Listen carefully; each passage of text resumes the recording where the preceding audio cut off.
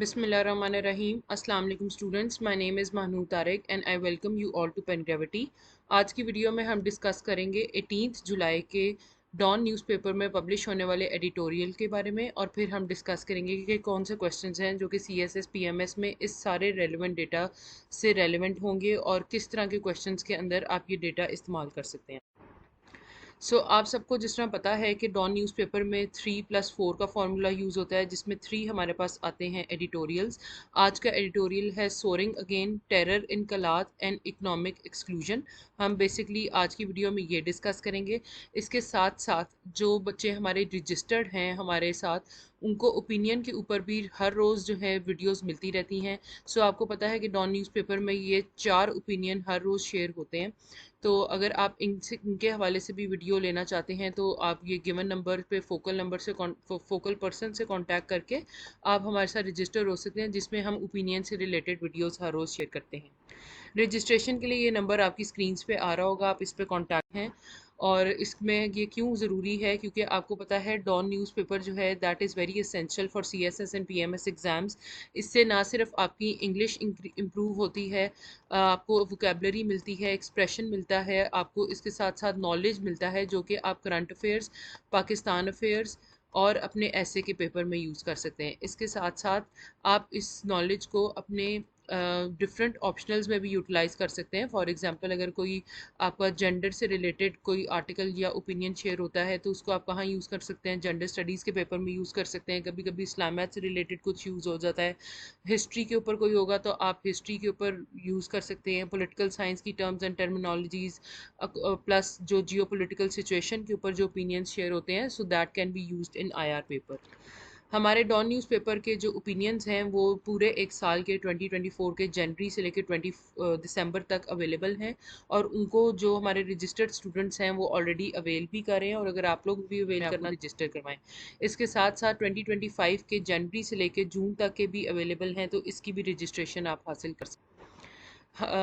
Pen gravity का एक और जो इनिशिएटिव है दैट इज़ अबाउट ऐसे राइटिंग। ऐसे राइटिंग आपको पता है कि बहुत इंपॉर्टेंट है CSS PMS एग्ज़ाम्स के लिए, और जब तक आपको ऐसे का लिखना नहीं आएगा, और वो किस तरह से आएगा, वो जब आप बारी बारी एसेस को चेक करवाएंगे तब तक CSS PMS आपके लिए जो है वो डिफ़िकल्ट ही रहेगा, और तब तक आसान नहीं हो सकता जब तक आप एसेस को अपना एस ना करें। जो पेन ग्रेविटी के प्लेटफॉर्म पे डिफरेंट चीज़ें चल रही हैं, उसमें हमारे पास इंग्लिश ऐसे है, करंट अफेयर्स से रिलेटेड है, पाकिस्तान अफेयर्स है, सोशल साइंसेज हैं। और इन सारे लेक्चर्स या कोर्सेज के थ्रू आपकी क्या मदद होती है, क्रिटिकल अप्रोच डेवलपमेंट होती है, and you learn that how to develop an argument. Argument building बहुत इंपॉर्टेंट है, क्योंकि आपको पता है कि CSS PMS के एग्जाम्स में कोई भी इस तरह डायरेक्ट क्वेश्चन नहीं आता कि आप ऐसा प्रिपेयर करके जाएं और वो डायरेक्ट ही लिखाएं। You need to know and you need to develop a habit of argumentation, मतलब कि आर्गूमेंट्स डेवलप करनी आनी चाहिए, आर्गूमेंट देनी किस तरह से है, उनको जस्टिफाई किस तरह से करना है। तो ये सब आपको इन लेक्चर सीरीज़ के थ्रू आसानी से आपके लिए लेक्चर्स PDF फॉर्म में भी हैं और चैप्टर्स वाइज भी दिए गए हैं। तो अगर आप जो रजिस्टर्ड स्टूडेंट्स हैं उनसे भी पता करें, या आप खुद भी इसमें इंफॉर्मेशन लेना चाहें, तो फोकल पर्सन के कॉन्टैक्ट नंबर। अब डॉन न्यूज़पेपर के हमारे दो इनिशिएटिव्स हैं। एक है एडिटोरियल। एडिटोरियल रजिस्टर्ड स्टूडेंट्स के लिए होते हैं। एडिटोरियल की वीडियोस हम लोग रोज़ अपने यूट्यूब चैनल पे शेयर करते हैं, और इसके साथ साथ ओपिनियन जो हैं वो शेयर किए जाते हैं रजिस्टर्ड स्टूडेंट्स के साथ रोज़ की बेसिस पे। हमारे आज के जो एडिटोरियल हैं उसमें हमने 3 एडिटोरियल्स डिस्कस करने हैं, जिसमें नंबर 1 एडिटोरियल है सोरिंग अगेन। सोरिंग अगेन का मतलब है, सोर का क्या मतलब होता है? सोर का मतलब होता है किसी भी चीज़ का राइज करना दोबारा से, ठीक है। तो सोरिंग अगेन का मतलब है कि again there is a rise, और ये किस चीज़ के बारे में बात कर रही है कि यूके की गवर्नमेंट ने लिफ्ट किया है PIA के ऊपर एक बैन जो कि लगाया गया था 5 साल पहले PIA पे। अब बैन जो है उसको लिफ्ट कर लिया गया, यानी वो बैन ख़त्म हो गया। क्यों? क्योंकि UK air safety committee has lifted it's nearly 5 year old ban on Pakistani airlines. अब रीज़न क्या है? रीज़न इसलिए क्योंकि उन्होंने इंडिपेंडेंट असेसमेंट्स की हैं और कंफर्म किया है कि इम्प्रूवमेंट्स की है PIA ने एविएशन सेफ्टी स्टैंडर्ड के अंदर। अब इसका प्रोसेस क्या था कि ब्रिटिश हाई कमीशन ने कहा कि एक टेक्निकली ड्रिवन और इंडिपेंडेंट सेफ्टी इवैल्यूएशन की, जिसके थ्रू इस इवैल्यूएशन के बाद उन्होंने पता लगाया कि उस पाकिस्तान की जो एविएशन इंडस्ट्री है उसमें कुछ इम्प्रूवमेंट्स आई हैं और उन्होंने सेफ्टी स्टैंडर्ड्स को इम्प्रूव किया है, इसलिए उन्होंने इस बैन को ख़त्म कर दिया है। अब इस सारी सिचुएशन की वजह से पाकिस्तान को या पीआईए को क्या फ़ायदा हासिल होगा? एयरलाइन जो कि पर्टिकुलरली पीआईए है वो अब डायरेक्टली जो है यूके में अपनी फ़्लाइट्स लेकर जा सकेगी, यानी कि पाकिस्तान से पीआईए की फ़्लाइट उड़ेगी और वो डायरेक्ट ऑपरेशंस कैरी आउट कर सकती है यूके में, यानी उनको बीच में ट्रांजिट करके किसी और प्लेन को तब्दील करने की अब ज़रूरत नहीं रहेगी। अब ये एक बहुत पॉजिटिव स्टेप है पाकिस्तान के लिए, पर्टिकुलरली पीआईए के लिए, और इसके बहुत ज़्यादा इम्पैक्ट्स होंगे जो कि रीजनल लेवल पे भी महसूस किए जा सकेंगे और ग्लोबल लेवल पे भी। तो अब हम देखते हैं इसकी ब्रॉडर रेलेवेंस क्या है, यानी इसका ब्रॉडर स्केल के ऊपर इससे क्या फ़र्क पड़ेगा।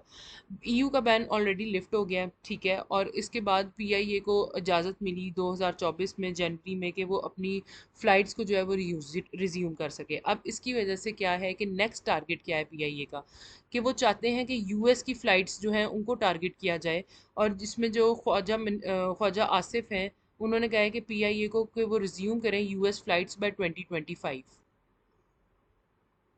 ओके, सो जो Khawaja Asif minister of PIA हैं वो क्या प्रिज्यूम कर रहे हैं या वो क्या एक गोल अचीव करना चाह रहे हैं कि यूएस की फ़्लाइट्स भी सितंबर 2025 तक पाकिस्तान से ऑपरेशंस उनके रिज्यूम हो जाएं, यानी वो स्टार्ट हो जाएं।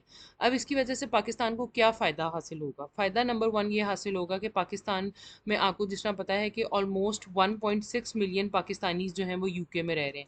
अब अगर वो रह रहे हैं तो दैट मीन्स उनकी जो ट्रैवल है वो एक कंसर्न होगा, और पाकिस्तान के पास कितनी पॉपुलेशन है? 1.6 मिलियन की पॉपुलेशन है जो कि पीआईए अट्रैक्ट कर सकती है, यानी कि ये ऐसी पॉपुलेशन है जो कि यूके में रह रही है, इन्होंने पाकिस्तान आना भी होगा, वापस यूके जाना भी होगा। सो ये एक बेसिकली ऐसी पॉपुलेशन ग्रुप है जिसको पीआईए अगर अट्रैक्ट करे तो इससे वो अपना इनकम जो है वो जनरेट कर सकती है। इससे क्या होगा? नेक्स्ट स्टेप में आपकी कनेक्टिविटी इंक्रीज होगी, ईज़ ऑफ ट्रैवल होगा, इकोनॉमिक लिंक्स बनेंगे बिटवीन पाकिस्तान एंड यूके, और फिर एक कमर्शियल एक्टिविटी के अंदर राइज होगा। फिर एक और चीज़ आप क्या देखेंगे कि टूरिज्म इंक्रीज होगा। अब ये वन वे टूरिज्म नहीं है कि जिस तरह अगर आप कहें कि सिर्फ पाकिस्तान से यूके में टूरिज्म जा रहा है, लेकिन आप ये देखेंगे कि पाकिस्तान भी तो एक बहुत बड़ी टूरिस्ट डेस्टिनेशन है, और जिस तरह फोर्ब्स मैगजीन ने पाकिस्तान को कहा भी था कि ये नंबर वन जो है टूरिस्ट डेस्टिनेशन है, तो आप देखेंगे कि एक रिवर्स टूरिज्म भी देखने को मिलेगा, यूके से पाकिस्तान में भी टूरिज्म देखने को मिलेगा और पाकिस्तान से यूके में भी। सो दोनों लेवल पे आपको टूरिज्म इंक्रीज होता हुआ नजर आएगा। Boost for PIA and aviation sector, इस स्टेप से क्या होगा कि पीआईए को एक बूस्ट मिलेगा और एक स्ट्रेटेजिक वैल्यू उसमें एंट्री होगी। किस तरह से री एंट्री होगी पीआईए की into UK and EU markets, और इसकी वजह से जो है लुक्रेटिव रूट्स मिलेंगे, यानी आपको रूट्स ऐसे मिलेंगे जो कि अब शॉर्टर होंगे। जब शॉर्टर होते हैं रूट्स तो क्या मतलब है कि आपका फ्यूल एक्सपेंस जो है वो कम होगा, जब फ्यूल एक्सपेंस कम होगा तो आपकी प्राइसिंग जो है टिकट की वो कम हो जाएगी। तो इसकी वजह से आप टूरिज्म को और इम्प्रूव कर सकते हैं, क्योंकि रूट्स जो हैं वो बेटर हैं। Enhance operational scope and revenue streams, आपका रेवेन्यू जनरेट होगा जब टूरिज्म इंक्रीज होगा तो रेवेन्यू भी ऑटोमेटिकली इंक्रीज होगा। अब इस सारी सिचुएशन को एक और लेंस से हमें देखने की ज़रूरत है, और वो जिस तरह हम सब जानते हैं कि पीआईए को प्राइवेटाइज करने की बहुत ज़्यादा बात की जाती है। तो अब पीआईए की प्राइवेटाइजेशन एंगल से अगर हम देखें तो इस बैन से क्या हुआ है कि जो पीआईए की प्राइवेटाइजेशन का गोल है कि 2025 तक इसको प्राइवेटाइज करना है, उसमें जो है ना उसकी मार्केट वैल्यू इंक्रीज होगी पीआईए की। वो इंटरनेशनल क्रेडिबिलिटी पीआईए को जब हासिल हुई तो इसकी वजह से उसकी मार्केट वैल्यू इंक्रीज होगी, यानी उसकी जो प्राइवेटाइजेशन है उसके प्रोसेस को इजी बनाया जा सकेगा। और इसकी वजह से क्या होगा? और ऑफर्स आएंगी पीआईए को, जिस तरह लास्ट टाइम उन्होंने जब उसकी बिड स्टार्ट की थी तो बहुत अच्छी ऑफर्स नहीं आई थी, लेकिन अब इंटरनेशनल इन्वेस्टर्स भी इसमें इन्वॉल्व होंगे। क्यों इन्वॉल्व होंगे? क्योंकि अब उसको एक इंटरनेशनल क्रेडिबिलिटी मिल गई है, जिसकी वजह से उसकी मार्केट वैल्यू इंक्रीज होगी है। मार्केट वैल्यू इंक्रीज होने से बेटर ऑफर्स आएंगी और इंटरनेशनल इन्वेस्टर्स इन्वॉल्व होंगे। सो अ वेरी गुड स्टेप और very good outcome for PIA. अब हम देखते हैं कि ये बैन लगा क्यों था, ठीक है। तो आप सबको याद होगा कि 2020 में एक क्राइसिस होता है पीआईए का, जब क्रैश हो जाता है प्लेन, और वो प्लेन कहाँ क्रैश होता है? रेजिडेंशियल एरिया में, जो कि इसकी वीडियोस बहुत ज़्यादा वायरल हुई थी। तो आई होप आपकी मेमोरी में कहीं ना कहीं ये ज़रूर एग्जिस्ट करता होगा। तो इसके नतीजे में हमने देखा कि 97 लोग जो हैं वो फौत हो गए थे, और फिर जो उस टाइम के मिनिस्टर थे गुलाम सरवर खान, उन्होंने क्या कहा कि 30% ऑफ पायलट्स हैड फेक या सस्पिशियस लाइसेंस। अब ये देखिए, उन्होंने तो एक क्लेम कर दिया, लेकिन इस क्लेम को इंटरनेशनल एरिना के अंदर या ग्लोबल लेवल के ऊपर बहुत सीरियसली लिया गया। सीरियसली किस तरह से लिया गया कि इसका ग्लोबल फॉल आउट आया, और ईयू, यूरोपियन यूनियन, यूके और यूएस की अथॉरिटी ने पाकिस्तान पे सेफ्टी बैन्स लगा दिए, और यानी कि पीआईए को बैन कर दिया कि इसकी डायरेक्ट फ्लाइट्स हमारी कंट्री के अंदर तो ऑपरेशन नहीं करेंगी। अब ये तो बेसिकली क्या हुआ था कि एक जो एविएशन मिनिस्टर थे उनकी एक स्टेटमेंट के ऊपर ये सारा कुछ फॉल आउट हमें देखने को मिला। लेकिन फैक्ट क्या था कि असल हकीकत क्या थी कि जो जब बाद में इन्वेस्टिगेशन हुई तो उनको पता चला कि ये जो मिनिस्टर का क्लेम था इसमें कोई फैक्चुअल बेसिस ही नहीं थी, यानी ये claim was not backed by facts. इसकी फैक्ट से बिल्कुल ही मुतरादिफ ये एक क्लेम था। इसकी वजह से क्या हुआ कि पीआईए को बहुत ज़्यादा रिपूटेशनल डैमेज हुआ, उसकी रिप्यूट जो है वो डैमेज हुई, और उसकी जो हमें देखने को मिला उस पर बैन्स लगे, तो उसकी जो ऑलरेडी एक डिबिलिटेटिंग सिचुएशन थी वो और वर्सन हो गई। अब हमें इससे लेसन्स क्या मिलते हैं? लेसन्स ये मिलते हैं कि इस रीसेंट जो कि हमारे पास इवेंट हुआ है, या रीसेंट ये जो बैन लिफ्ट हुआ है, इसकी वजह से यूके और ईयू की डिसीजन ने रिफ्लेक्ट किया है कि पाकिस्तान एविएशन इंडस्ट्री में उनका ट्रस्ट जो है वो दोबारा से पैदा हुआ है। और इसके साथ साथ हमें क्या करने की अब ज़रूरत है कि कॉशन लेने की ज़रूरत है। 2020 के एपिसोड ने अंडरलाइन किया था कि क्या चीज़ इंपॉर्टेंट है। रिस्पॉन्सिबल पब्लिक कम्युनिकेशन जो है वो बहुत असेंशियल है जब आप ग्लोबल लेवल पे किसी भी चीज़ को डील कर रहे हो। तो सीनियर ऑफिशियल्स को बहुत रिस्पॉन्सिबली जो है एक्ट करने की फ्यूचर में ज़रूरत है। और कौन से एरियाज़ हैं जिनको वो हमें देखना चाहिए और फोकस करना चाहिए? तो एक रेगुलेटरी कंप्लाइंस बनानी चाहिए, यानी रेगुलेशन बनानी चाहिए, फ्रेमवर्क बनाना चाहिए, जिसको आपको इंश्योर कराना चाहिए कि तमाम जितने भी बड़े ऑफिसर्स हैं वो भी उसके अकॉर्डिंग काम करें, और जो मिनिस्टर हैं वो भी विदाउट फैक्चुअल बेसिस या फैक्चुअल डेटा कोई भी स्टेटमेंट वगैरह इशू ना करें। इसको कब आप इंश्योर करेंगे? जब आप इसका एक फ्रेमवर्क बनाएंगे। इसके साथ साथ क्या करने की ज़रूरत है? पायलट ट्रेनिंग और लाइसेंसिंग स्टैंडर्ड्स को इम्प्रूव करें, पायलट की ट्रेनिंग बेहतर करें, उनको लाइसेंस जिस तरह से प्रोवाइड करना है उसके स्टैंडर्ड्स को अकॉर्डिंग टू इंटरनेशनल स्टैंडर्ड्स करें, और सेफ्टी जो है उसको ऑडिट जो है ट्रांसपेरेंट करें, और ताकि आपके ऊपर फ्यूचर बैन्स को प्रिवेंट किया जा सके। ये तो हमारा फर्स्ट एडिटोरियल था। नेक्स्ट एडिटोरियल है जी टेरर इन कलात के बारे में। अब सबसे पहले हम अंडरस्टैंड करते हैं कलात का एरिया क्या है, उसकी जोग्राफी क्या है, वो कहाँ लाया करता है। सो ये आपको पता है कि पाकिस्तान में, पाकिस्तान के मैप में जो ये वाला पार्ट है ये बलूचिस्तान के, बलूचिस्तान में आपको ये ग्रीन एरिया में नज़र आ रहा होगा किलात, ठीक है। तो ये किलात इस डिस्ट्रिक्ट की हम बात कर रहे हैं, और इसमें अभी टेरर अटैक हुआ है जिसको हम डिस्कस करने लगे। टेरर अटैक क्या होता है जी? कि एक पैसेंजर बस होती है, उसको जो है अटैक किया जाता है किलात बलूचिस्तान में, और उसके जो विक्टम्स होते हैं, यानी कि जो लोग उससे अफेक्टी हैं, वो कौन हैं? वो एक ग्रुप ऑफ म्यूजिशियंस हैं जो कि ट्रैवल कर रहा होता है कराची से कोयटा में। यानी कि आपको क्या पता चला, ये सिविलियन लोग हैं, ये कोई ऐसे लोग नहीं थे जो कि आप कह लें कि आर्म्ड फोर्सेस से ताल्लुक़ रखते हो, बल्कि ये बिल्कुल ही एक ऐसे लोग हैं जो कि आम पीपल हैं, कॉमन पीपल हैं। सो इसके नतीजे में क्या होता है, 3 लोग जो हैं वो फौत हो जाते हैं, और कुछ 7 इंजर्ड हैं, और अटैक होता है बस में बलूचिस्तान में। अब इससे मैसेज क्या दिया जा रहा है कि अब बलूचिस्तान में टारगेट क्या है? सिविलियंस हैं। इससे पहले भी हमने देखा कि इससे हफ्ता 10 दिन पहले भी बलूचिस्तान में सिविलियंस के ऊपर अटैक किया जाता है, जहाँ पे वही एक एपिसोड रिपीट किया जाता है कि CNICs को देख के टारगेटेड किलिंग्स की गई हैं, और इसी तरह का दोबारा इंसिडेंट होता है in a short span of time. Militant strategy shows an alarming disregard for human life. जो स्ट्रेटजी है उनका क्या है कि वो ह्यूमन लाइफ का डिसरिगार्ड है, यानी they do not care whether these persons are even involve in terrorism और they have any link with whatever their demands is are. ये तो बेसिकली सिविलियंस हैं, इनका क्या कसूर है जो कि आप इनको इनडिस्क्रिमिनेटली अटैक कर रहे हैं? और इसका मकसद क्या है कि उन्होंने टेरर फैलाना है, दहशत फैलानी है उन्होंने, और डिस्टेबलाइज करना है इस प्रोविंस को, और फर्दर जो है सिचुएशन को एग्रावेट करना है। Crisis of security and state responsibility. अब जो स्टेट की रिस्पॉन्सिबिलिटी है ना, वो क्या है कि उसने इंश्योर करनी है सिटीजन की सेफ्टी को।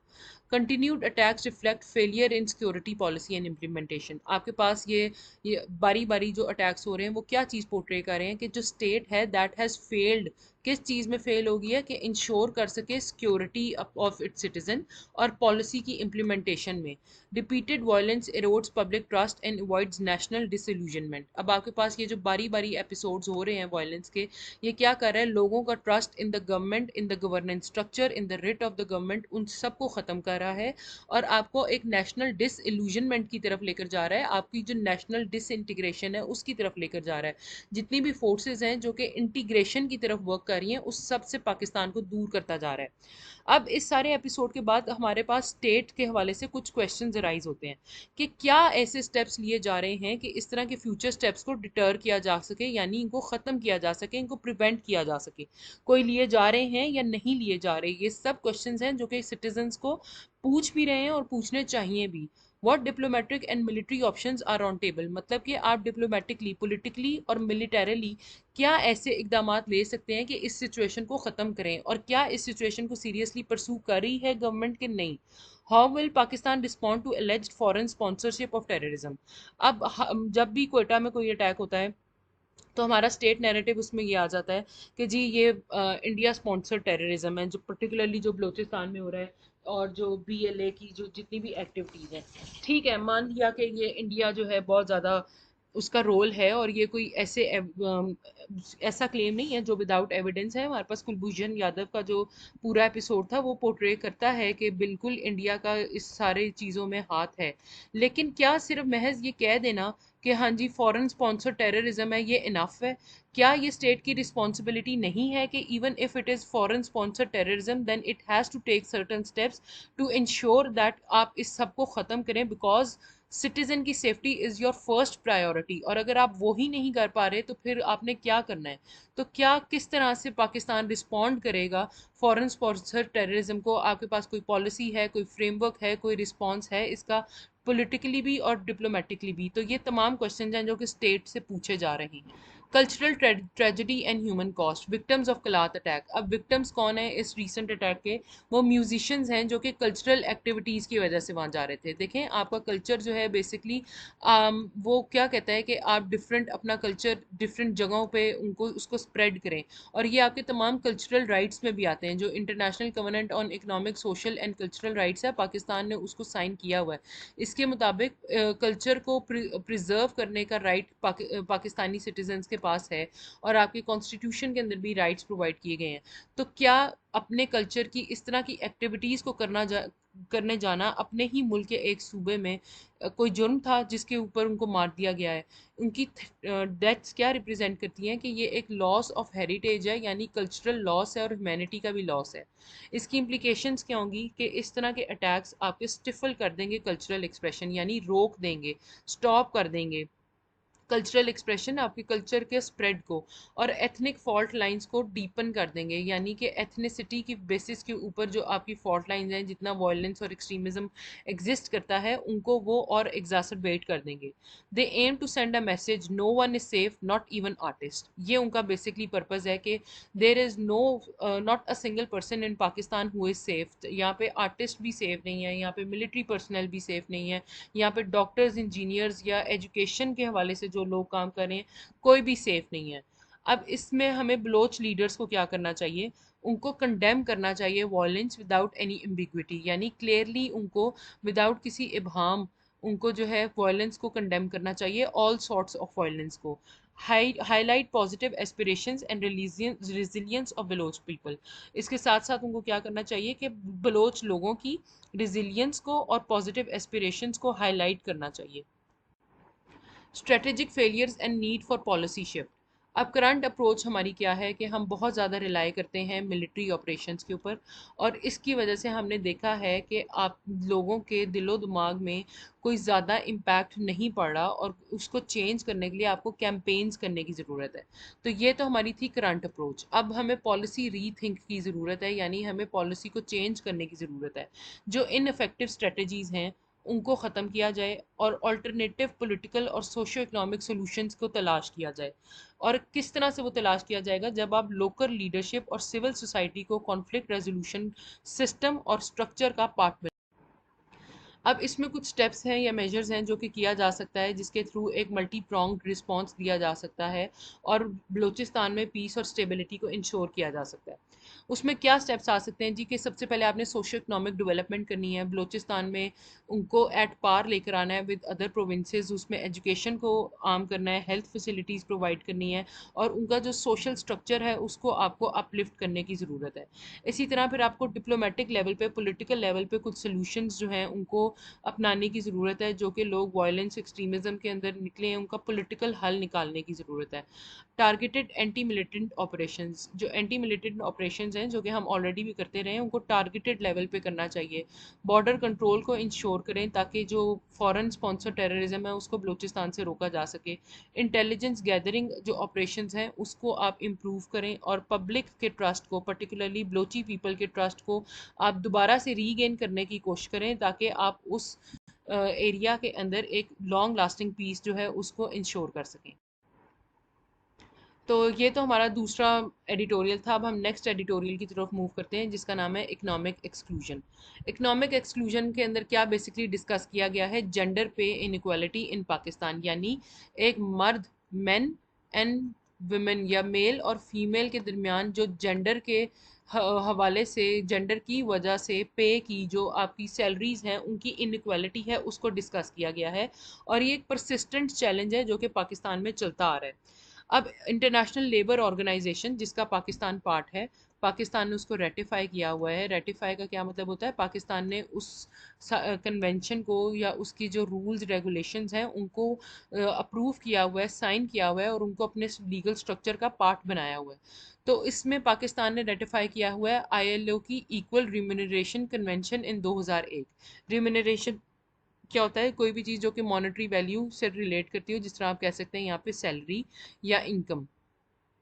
तो इक्वल रिम्यूनरेशन कन्वेंशन जो है जो कि कहती है कि जो salary for male and women है या income for male and main and women है वो इक्वल होगी। तो उस कन्वेंशन को पाकिस्तान ने 2001 में रेटिफाई किया था। इसके बावजूद भी हम देखते हैं कि पाकिस्तान उन कंट्रीज़ में शुमार होता है जहाँ पे गैप बहुत ज़्यादा है। वुमेन जो है 25 से 30% लेस अर्न करती हैं एज़ कम्पेयर टू मैन। अगर मैन एंड वुमेन एक ही काम कर रहे होंगे, एक मर्द और एक ख्वातीन, लेट सपोज किसी भी ऑर्गेनाइजेशन के अंदर मैनेजर है, एक मर्द है एक औरत है, तो उसी ऑर्गेनाइजेशन में उस मर्द की सैलरी जो है उस औरत से ज़्यादा होगी। और इस बात का कोई फ़र्क नहीं पड़ता कि दोनों की जॉब की टाइमिंग्स भी सेम है। वो दोनों सुबह 8 बजे से लेट सपोज आते होंगे शाम 5 बजे तक। उनका वर्क बर्डन भी सेम है, उनके हॉलीडेज भी सेम है, सब कुछ सेम है, लेकिन फिर भी उनमें डिफरेंस क्या होगा? रोल्स भी सेम होंगे लेकिन उनमें सैलरी का डिफरेंस होगा। और ये क्यों होगा? Only on the basis of gender, क्योंकि एक मर्द है तो उसको सैलरी ज़्यादा दी जाएगी और उसी काम के लिए औरत को सैलरी कम दी जाएगी। तो बेसिकली इस पे गैप को जो है डिस्कस किया गया है इस एडिटोरियल में। अब अगर हम रीजनल लेवल पे इस को डिस्कस करें तो सबसे पहले हम ग्लोबल लेवल पे देखते हैं। तो जो एवरेज जेंडर पे गैप है पूरे वर्ल्ड के अंदर वो 20% है। नेपाल में, क्योंकि अब हम रीजन में आ जाते हैं, नेपाल में, पाकिस्तान, आपको पता है नेपाल और श्रीलंका और पाकिस्तान जो है ये साउथ एशिया का पार्ट है। सो नेपाल में जो पे गैप है दैट इज़ 18%, श्रीलंका में 22% है और फिर आप पाकिस्तान में देखते हैं तो 25 से 30% है। तो ये ना सिर्फ ज़्यादा है ग्लोबल पे गैप से, बल्कि ये रीजनल पे गैप से भी पाकिस्तान में जो पे गैप है वो ज़्यादा है। Disparities in employment participation, workforce participation. अब ये नहीं है कि सिर्फ पे गैप में डिफरेंस है, बल्कि वो जो वर्क फोर्स है वो भी अगर हम देखें तो वो डिफ़र करती है। जिस तरह पाकिस्तान में सिर्फ 23% वुमेन हैं जो कि एम्प्लॉयड हैं, यानी किसी भी किस्म का काम जो एम्प्लॉयमेंट में कंसिडर किया जाता है वो सिर्फ 23% ऑफ वुमेन है। और अगर कंपेयर ये करें तो ये 79% मैन है। मतलब कि जहाँ पे जो शर्रा है वो एग्जिस्ट करती है ज़्यादा मर्दों की जो कि एम्प्लॉयड हैं एज़ कम्पेयर टू वुमेन। तो यानी 57 पॉइंट का गैप है। Highest gender employment gap in south Asia, तो ये मैक्सिमम या हाईएस्ट गैप है साउथ एशिया के अंदर, बाकी कंट्रीज में इतना ज़्यादा नहीं है। टाइप ऑफ एम्प्लॉयमेंट, अब किस तरह की जो 23% भी वुमेन काम कर रही हैं वो किस तरह के कामों में इंक्लूडेड हैं? उनमें सबसे पहले आ जाता है पब्लिक सेक्टर में, एजुकेशन में और हेल्थ केयर में। इसके साथ साथ large numbers are unpaid family workers without pay और रिकग्निशन। बहुत ज़्यादा जो है आपको पता होगा कि अनपेड फैमिली वर्कर्स हैं, ऐसी ख्वातीन जो घरों में काम कर रही हैं जिनका उनको कोई पैसा नहीं मिलता, वो भी तो एक वर्कफोर्स है, लेकिन उसकी ना तो कोई रिकग्निशन है, ना उसकी कोई पे है, और ना उनके काम को कोई काम कंसिडर किया जाता है Pakistan. Structural and cultural barriers. अब ये क्यों है ये सारी सिचुएशन? ये इस वजह से है क्योंकि पाकिस्तान में कुछ स्ट्रक्चरल और कल्चरल लेवल पे बैरियर्स एग्जिस्ट करते हैं। अब उन तमाम स्टूडेंट्स ने जिन्होंने जेंडर स्टडीज़ को एज अ सब्जेक्ट ऑप्ट किया है, आप लोगों ने पढ़ा होगा कि जेंडर स्टडीज़ में कि स्ट्रक्चरल और कल्चरल बैरियर्स क्या आते हैं वुमेन एम्पावरमेंट में, तो आप देखेंगे उसी तरह की डिस्कशन यहाँ पर भी होने लगी है। सबसे पहले है कि इंट्रेंच्ड डिस्क्रिमिनेशन। जो डिस्क्रिमिनेशन है वो कि रूटेड है आपकी सोसाइटी में। वेज गैप परसिस्ट करता है even after adjusting for education, age and job type. मतलब आप ये भी देख लें कि आप डिफरेंट चीज़ों को एडजस्ट भी कर लें कि किस तरह की जॉब है, एजुकेशन है या टाइप क्या है, उसके बावजूद भी जो है वेज गैप एग्जिस्ट करेगा। डिस्क्रिमिनेशन जो है वो सिस्टमिक है, यानी ये आपके सिस्टम का हिस्सा है, आपकी सोच का हिस्सा है। ये सिचुएशनल नहीं है कि अगर इस तरह की सिचुएशन अराइज हुई तो इस तरह का डिस्क्रिमिनेशन हो जाएगी, ऐसा नहीं है। आप across the border from your household to your state level देखेंगे, घर से लेके स्टेट की लेवल तक आप देखेंगे कि एक डिफरेंस और डिस्क्रिमिनेशन एग्जिस्ट करती है और ख़वातीन के हवाले से। और उनको अगर कोई औरत बहुत अच्छा भी काम कर रही हो तो कभी भी उसको उसकी कैपेबिलिटीज़ के ऊपर सराहा नहीं जाता, बल्कि उस पर और किस्म के जो है एक्यूजेशंस लेवल किए जाते हैं। तो ये क्यों किए जाते हैं? क्योंकि हमारी पाकिस्तानी सोसाइटी की सोच ही ऐसी है कि इसमें बच्चों को शुरू से सिखाया ही जाता है कि अगर कोई बाहर का काम है तो वो किसने करना है, वो मर्द ने करना है। ख्वातीन अपने घर से बाहर भी निकलती हैं तो वो कहती हैं कि अपने साथ आप एक मर्द को लेकर जाएं, चाहे वो मर्द 3 साल का बच्चा ही हो। तो मतलब आप क्या दिखा रहे हैं कि आप शुरू से एक बच्चे को, एक औरत को, एक बच्ची को ये इम्बेड करते हैं उसके दिमाग में कि आपको एक सहारे की ज़रूरत है, आप ऑन योर ओन कुछ भी नहीं कर सकती, और वो सहारा आपको एक मर्द का सहारा ही चाहिए, चाहे वो 2-3 साल का बच्चा हो। लेकिन अगर आप वो आपके साथ बाहर जाएगा तो you will automatically feel safe, या society will make you feel safer. तो इस सब की वजह से ये एक ऐसा आपका थॉट प्रोसेस है, ये ऐसी सोच है जिसकी वजह से डिस्क्रिमिनेशन स्टार्ट होती है आपकी सोसाइटी में, और फिर वो आप देखते हैं कि कन्वर्ट होती होती आपके वर्क प्लेस लेवल तक पहुंच जाती है। इसलिए पाकिस्तान में वाइडेस्ट गैप है, जो कि ज़्यादातर अगर आप देखें तो ओल्डर वुमेन में एग्जिस्ट करता है, प्राइवेट और इनफॉर्मल सेक्टर्स में एग्जिस्ट करता है, और लो इनकम अर्नर्स में एग्जिस्ट करता है। यानी कि अगर किसी फैक्ट्री में एक मर्द और औरत काम कर रहे हैं तो जो मजदूरी आप कह लें डेली वेजर्स के तौर पे काम कर रहे हैं, तो उसमें औरत को जो है बहुत कम पैसे मिलेंगे और मर्द को ज़्यादा मिलेंगे। तो ये एक ऐसे एरियाज़ हैं जिसमें ये चीज़ें ज़्यादा एग्जिस्ट करती हैं। फिर इसी तरह की ख़वातीन जो कि ओल्डर वुमेन हैं और वो लो इनकम जॉब्स कर रही हैं, तो उनमें देखेंगे as compare to older man बहुत कम उनके वेज होगी। अब इसमें हमें करने की क्या ज़रूरत है? लेजिस्लेटिव एंड पॉलिसी प्रोग्रेस जो अभी तक हमने कर ली है, और अब हम डिस्कस करेंगे कि इसमें नीडेड रिफॉर्म्स क्या हैं। सो डेवलपमेंट्स इसमें ये हुई कि बलूचिस्तान ने लॉ पास किया जिसमें उन्होंने principle of equal pay for equal value जो है इंश्योर करने की कोशिश की। सो बलूचिस्तान ने इसमें इनिशिएटिव लिया। इसके साथ साथ हमने देखा कि पंजाब और सिंध ने ड्राफ्ट लॉज बनाए, और वो लॉज अभी तक लेकिन डिबेट में ही हैं और अभी तक वो पास नहीं हो सकते, यानी उनका ड्राफ्ट ही बना है, अभी तक वो एक्ट्स की सूरत नहीं अपना सके, और वो अभी तक उन पर डिस्कशन ही जारी हैं कि किस तरह से उनको अलाइन किया जाए विद ग्लोबल स्टैंडर्ड्स। अब करने की क्या ज़रूरत है? हमें अपने प्रोविंशियल लेबर कोड्स को, जो लॉज हैं लेबर से रिलेटेड, उनको अपडेट करने की ज़रूरत है। रिफॉर्म करें minimum wage policies to reduce gender disparity. आप देखें हर बजट में आपको पता होगा कि मिनिमम वेज डिसाइड होती है, जिसमें आजकल I think it is around 40,000 है मिनिमम वेज। तो ये मिनिमम वेज, पहली तो बात है कि पाकिस्तान में इम्प्लीमेंटेशन ऑफ पॉलिसीज़ इतनी पुअर है कि मेल्स को भी ये नहीं मिलती। लेट सपोज अगर मेल्स को मिल भी जाए तो आप कभी भी नहीं देखेंगे कि एक औरत को मिनिमम वेज इतनी मिल रही हो कहीं भी, जो मैं लो इनकम जॉब्स की बात कर रही हूँ। तो अगर मेल को मिल भी रही होगी 40K तो वुमेन को नहीं मिलेगी। तो इसलिए मिनिमम वेज पॉलिसीज़ में रिफॉर्म लाने की ज़रूरत है ताकि आप जेंडर डिस्पैरिटी को उधर ख़त्म कर सकें, और डिस्क्रिमिनेटरी हायरिंग को भी एंड करें। अब आपको पता है कि जब हायरिंग्स की जाती हैं, यानी लोगों को रिक्रूट किया जाता है, तो उसमें भी प्रेफरेंस यही दी जाती है कि औरतों को रिक्रूट ना ही किया जाए और मर्दों को ही प्रेफरेंस मिलती है। अगर एक ही जॉब के लिए मर्द औरत दोनों ने अप्लाई किया होगा तो प्रेफरेंस किसको मिलेगी? मर्द को मिलेगी। Improve access to child care and parental leave. अब देखें औरतों की जॉब्स में एक बहुत बड़ा मसला क्या आता है कि उनको पेटर्निटी लीव की ज़रूरत होती है, पेरेंटल लीव की ज़रूरत होती है, और ये हमारी सोसाइटी में तो ये कोई इतना आम कॉन्सेप्ट नहीं है। इसलिए ज़रूरत किस बात की है कि आप चाइल्ड केयर या डे केयर सेंटर्स को इंश्योर करें, उनको इंक्रीज़ करें, ताकि more and more women can be added into your workforce, और इसके साथ साथ पेरेंटल लीव को फोकस करके उसकी इम्प्लीमेंटेशन की जाए। Call to action empowering half the nation. अब आपको पता है कि ख़वातीन हाफ ऑफ पॉपुलेशन कॉन्स्टिट्यूट करती हैं पाकिस्तान की, इसलिए आपकी economic growth is not possible without full inclusion of women.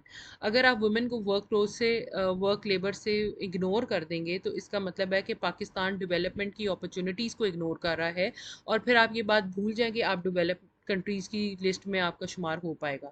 इसलिए हमें करने की क्या ज़रूरत है कि प्रमोट करें फीमेल इकनॉमिक पार्टिसिपेशन, इंश्योर करें पे ट्रांसपेरेंसी एंड लीगल इन्फोर्समेंट। आप सिर्फ लॉज ना बनाएं, उनको इन्फोर्स भी करें। Encourage private sector compliance with equal pay mandates. जो कि जितना भी प्राइवेट सेक्टर है उनको आप इंश्योर कराएं कि वो कंप्लाई करते हैं, यानी कि वो इन अकॉर्डेंस हैं with the equal pay mandates या इक्वल पे की जितने भी प्रोटोकॉल्स हैं उनको वो फॉलो करें। So that's all from my side today. Your feedback on this video will be highly appreciated. आप comment box में भी कोई भी question या discussion करना चाहें इस editorial से related, so तो आप highly welcome हैं. Till next video, Allah Hafiz. Thank you so much.